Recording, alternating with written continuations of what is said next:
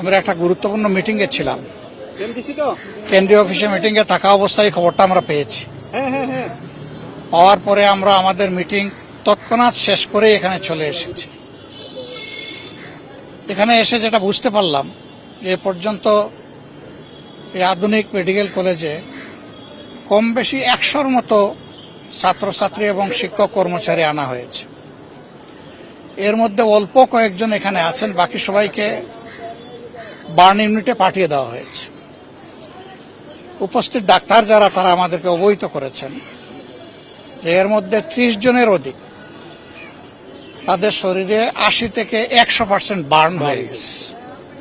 80 থেকে 100% যারা বার্ন হয়ে যায়, আমাদের ক্ষুদ্র অ্যাসেসমেন্টে মেডিকেল সায়েন্সের তাদের সারভাইভ করার আশঙ্কা একেবারেই থাকে না। কিন্তু আল্লাহ চাইলে মৃতকেও জীবন দিতে পারেন, আবার সুস্থকে ধরে নিয়ে যেতে পারেন। বাকি যারা আছে তারা বলছেন যে হয়তো উপযুক্ত চিকিৎসা পেলে তারা সারভাইভ করবে।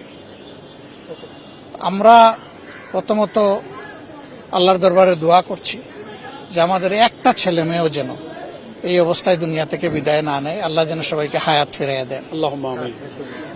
আর পরিবারগুলো এখনো জানে না তাদের কলিজার টুকরা কে কোথায় কিভাবে আছে, তাদের উদ্বেগটা যেন আল্লাহ দূর করে দেন।